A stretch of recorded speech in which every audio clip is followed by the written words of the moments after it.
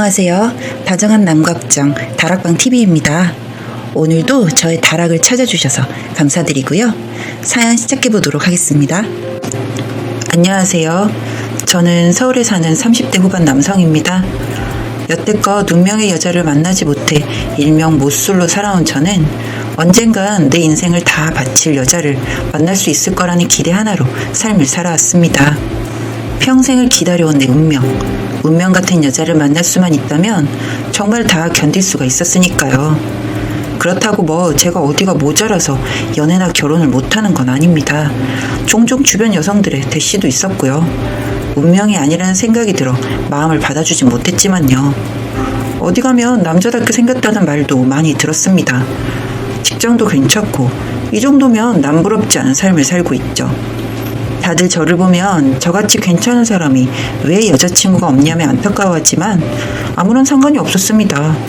나이가 나이인지라 친구들은 이제 결혼이다 출산이다 뭐다 다들 바쁘고 그 모습을 지켜보며 저도 곧 그럴 거라고 생각했거든요. 그리고 드디어 6개월 전 저는 정말로 제 운명의 여자를 만나고야 말았습니다.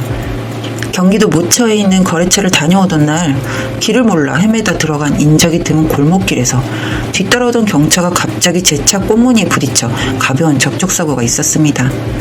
그런데 차에서 내린 여성분을 보던 그 순간 저는 느꼈습니다. 이 사람이 내 운명이다 라고.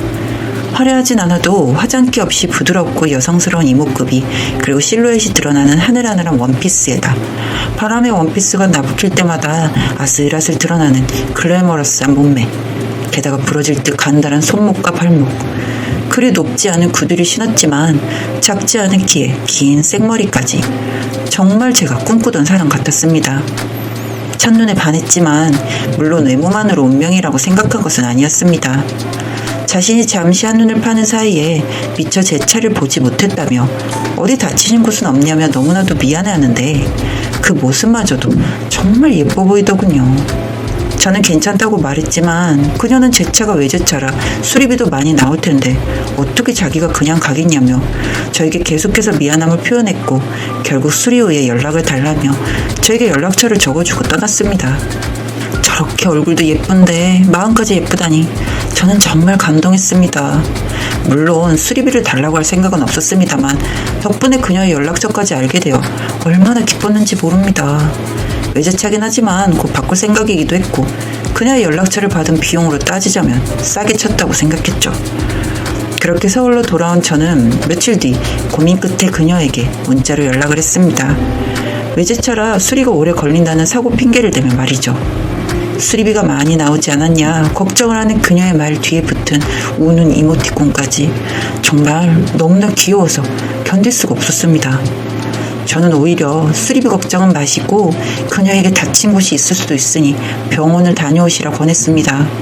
어떻게 사고 피해자시면서 저까지 걱정을 해주시냐 너무나 친절하다는 그녀의 말에 제 마음은 사르르 녹아버렸습니다. 그날 이후로도 사고 핑계로 그녀와 몇 차례 연락을 주고받았습니다. 이런저런 연락을 하며 그녀에 대해 많은 것을 알게 되었죠. 그녀는 30대 초반의 나이이며 교회에서 조용한 개인 카페를 운영하고 있다는 것, 그녀의 이름이 예진이라는 것, 그리고 현재 애인이 없다는 것까지요. 연락의 계기가 사고 때문이었어서 그런지 저와 연락을 할 때면 그녀가 너무 조심스러워하는 것 같기도 했지만 그녀 또한 저와 하는 대화를 즐거워하는 것 같았습니다. 그리고 운명의 그날 심사숙고 끝에 사고와 수리비 관련으로 드릴 말씀이 있으니 한번 만났으면 좋겠다고 제가 계신 곳으로 가겠다고 예진 씨에게 연락을 했습니다. 그리고 몇 시간 후 그녀는 알겠다며 자신이 운영하고 있다는 카페 위치를 알려주었습니다. 서울에서 멀지 않기도 했지만 어쨌든 예진 씨에게 가는 길은 너무나 짧게 느껴졌습니다. 1시간이 10분처럼 느껴졌었죠. 설레는 마음 때문이었을 거라고 생각합니다. 가는 길 내내 저의 심장은 미친 듯이 뛰었습니다. 그리고 그 마음은 예진 씨 얼굴을 보는 순간 펑 하고 터지고 말았습니다. 카페에 앉아 커피잔을 만지작거리는 예진 씨 정말 그림과도 같았습니다. 오래간만에 만났지만 여전히 아름다웠죠. 그리고 제 마음을 더 이상은 주체할 수가 없어졌습니다. 자리에 앉아 사고 관련 이야기를 꺼내는 예진 씨에게 저는 참지 못하고 제 마음을 말했습니다. 첫눈에 반했고 차 사고마저 운명처럼 느껴진다고. 수리 비용은 핑계이며 그저 한 번만 다시 만나 알아가고 싶었다고. 그 말에 예진 씨는 놀란 듯 두 눈을 동그랗게 뜨고 저를 바라보았습니다. 붉게 상기된 두 볼이 너무나도 귀여웠죠. 그리고 그녀는 조용히 고개를 끄덕였습니다. 자신 또한 저와 몇 차례 문자를 주고받으며 너무나도 즐거웠다고, 한번 만나보고 싶다고 말이죠. 제 인생의 첫 연애는 너무나도 행복했습니다. 더 바랄 것이 없었죠. 그리고 첫 연애지만 마지막 연애였으면 좋겠다고 생각했죠. 예진 씨는 정말 제가 꿈꾸던 여자였습니다. 그토록 제가 원하던 나의 운명, 내 인생을 다 바쳐도 아까울 것이 없었습니다. 다투는 일도 거의 없었습니다. 가끔은 저의 사업상 빠질 수 없는 접대 문제 때문에 예진 씨가 토라지는 경우도 있었지만 이내 자신이 생각이 짧았다며 사업을 하다 보면 어쩔 수 없는 것을 안다며 오히려 저를 이해해 주려 했거든요. 천사 같은 그녀 덕분에 저는 인생 최대의 행복을 맛보고 있었습니다. 그리고 저는 자연스레 예진 씨와 결혼을 생각하게 되었습니다. 6개월밖에 되지 않았지만 나이가 나이인지라. 하지만 저희에게 문제가 전혀 없는 것은 아니었습니다.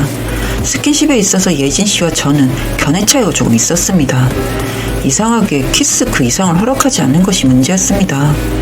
물론 제가 미처 그녀와 잠자리를 하지 못해 안달난 것은 아니지만 사랑을 하다 보면 이 사람과 모든 것을 함께 하고픈 것이 남자 아니겠습니까?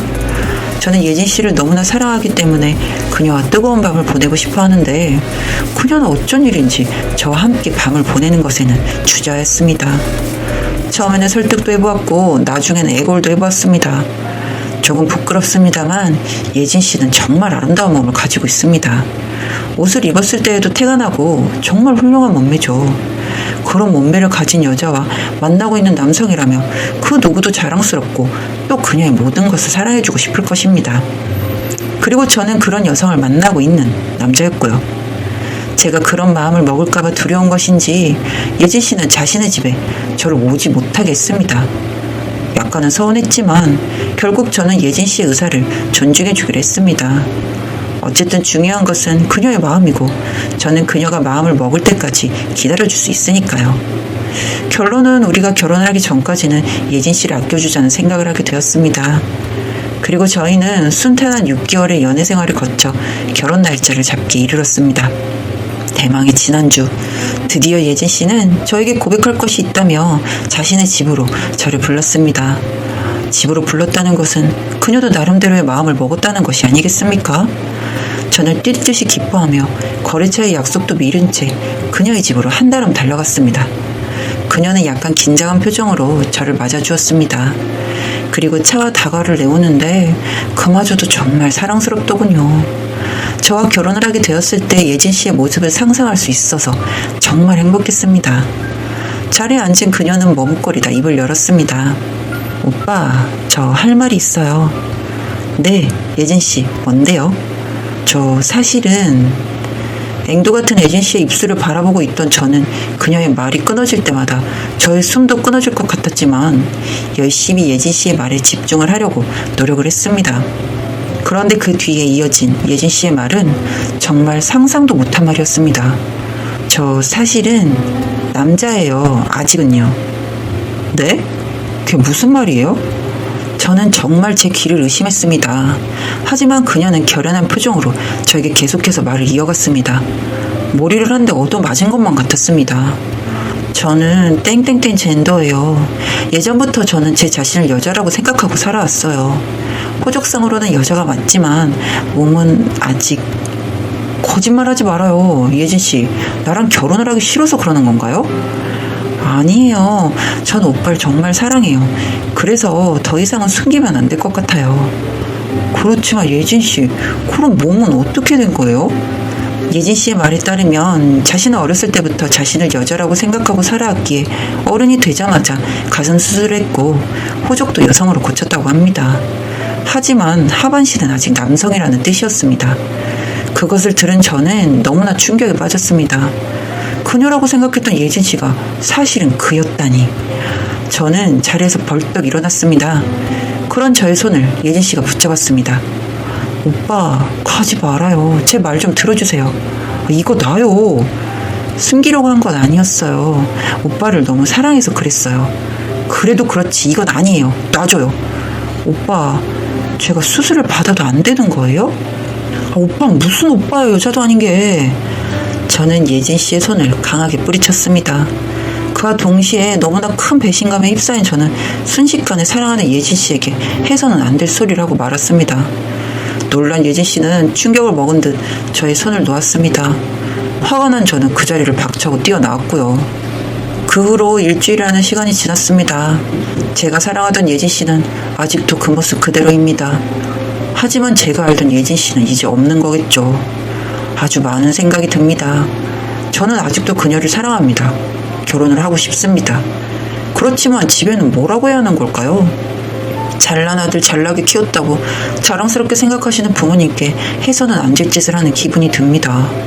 그녀가 수술하면 모든 것이 해결이 될까요? 저는 아직도 고민을 하고 있습니다. 예진 씨와의 결혼 괜찮을까요?